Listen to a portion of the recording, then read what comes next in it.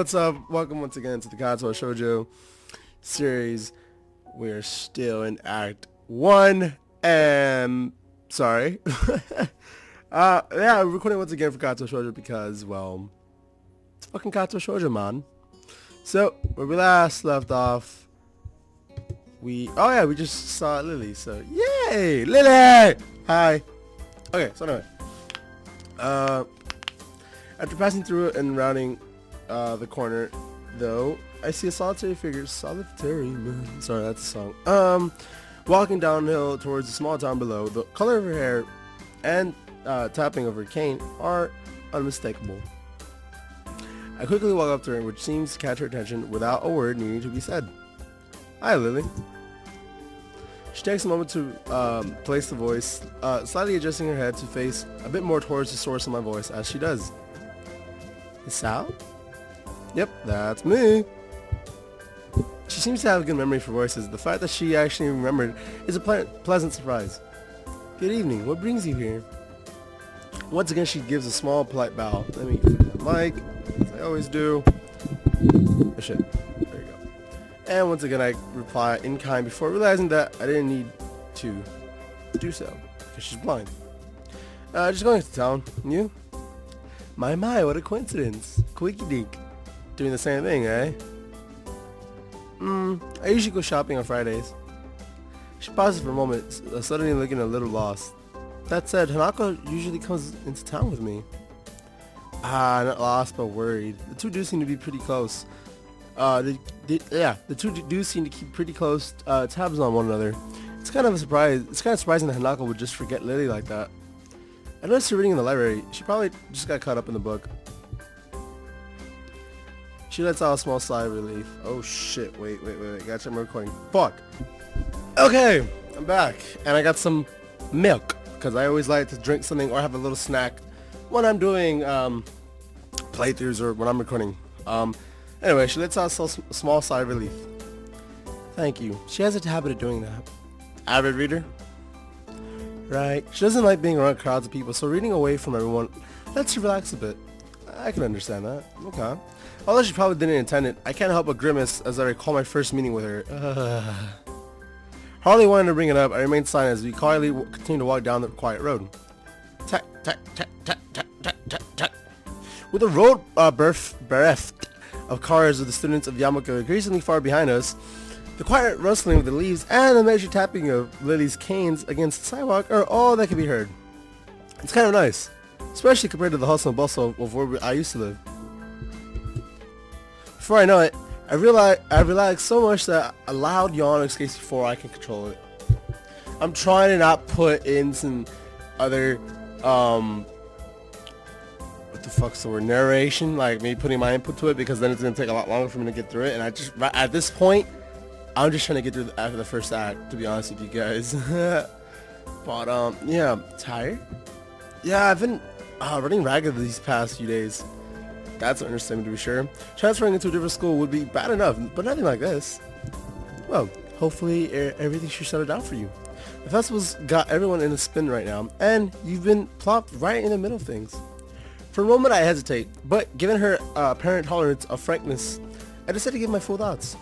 I guess, I know it's kind of different though. I mean, the formality surrounding everything, the isolation around it, and not to mention the most obvious difference. It's kind of a whole different mindset. It's supposed to get used to it though in time. Well, it's out. You shouldn't really think of it as a different mindset. Just think of it as, okay, it's a school with certain qualities, but you know, they aren't from the norm, but it's still a school, and these people are people. Just because they can't see, or they can't talk, or they can't grab things with their hands, or whatever the fuck someone has a disability for. I mean, who cares? Well, I'm not gonna say it like that. I'm saying you shouldn't let that change how you act around them. Just be like, hey, what up, chick? Whatever the fuck. I don't know.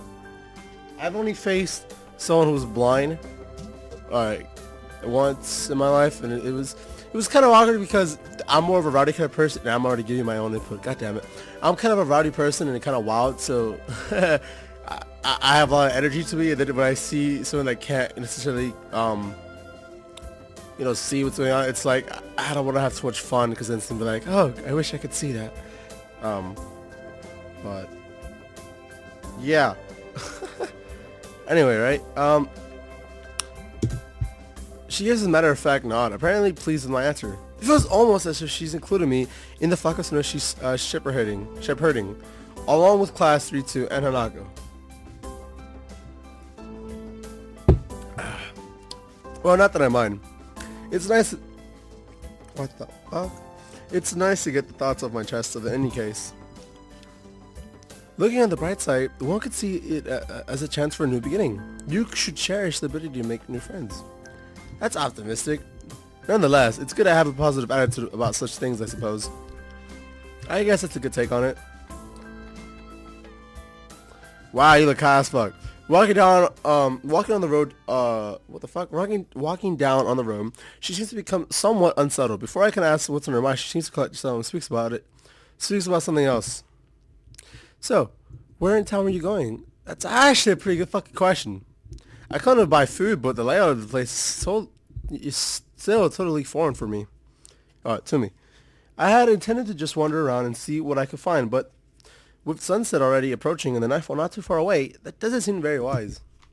I'm going to have to ask for directions again. I was just going to get some food, but now that you mention it, I don't really know the way. Well, no, this is quite lucky. I was just about to go to the convenience store myself. Yeah! Boy! Looks like I'll be in your care again, then. Thanks.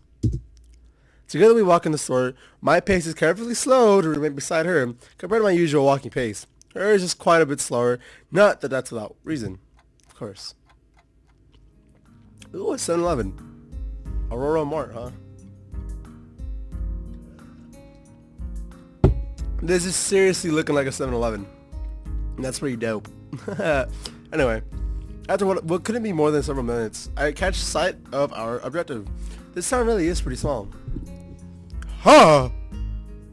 Look, they got,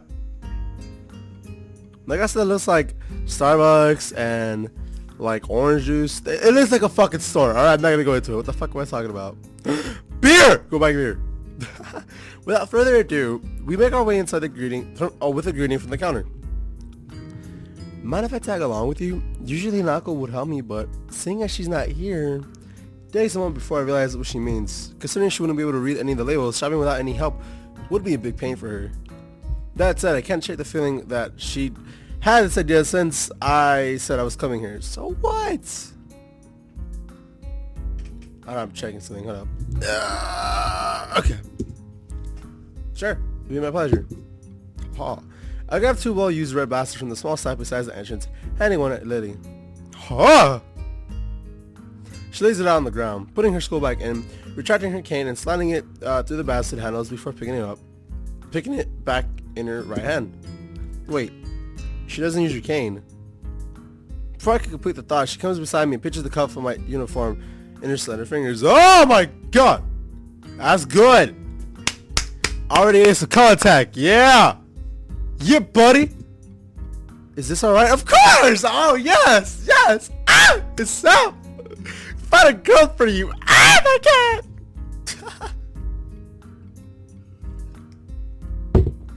Yeah, of course it's right. Sure. Don't be nervous, be like, yeah, I don't mind. I had no reason not to accept. I can think of worse things than shopping with a pretty girl holding on to me, even if it's out of necessity. That's right, Hisao! Yeah, buddy.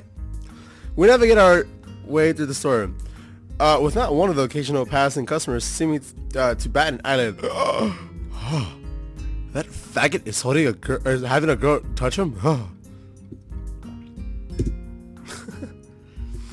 Considering how close Yamaku is, I guess seeing students from there must be entirely normal for the local residents. As we reach each aisle, I quickly check with Lydia to find out what she needs. I grab it along with what I'm looking for, to put our items into their respective baskets. I guess it's the same routine she and Hanako follow every Friday. Right. That's all. All that time is Brian. That should be my shopping. That should be my shopping done. Do you need anything else, Lily? No, this should be everything. Off we go then. With a quick side trip to the bakery section, we make our way to the registers. The line, thankfully, is almost non-existent. It's not long before we both paid for our food, and we're out the door. Ah, I ruined it. No, I'm sorry. Excuse me. As Lily retrieves her cane and extends it to full length, I waste a minute looking upwards at the night sky while holding both our bags. For a moment, I try to make clouds with my breath, but the summer's heat doesn't seem to cooperate. Eventually, she rights herself, taking a quick stretch before taking her bag and leaving me to my two. You tired as well? The festival preparations have been a complete chaos. Shizune breathing down my neck doesn't exactly help things either. Hey, she's trying to get everything organized. Better now than later, right? I suppose.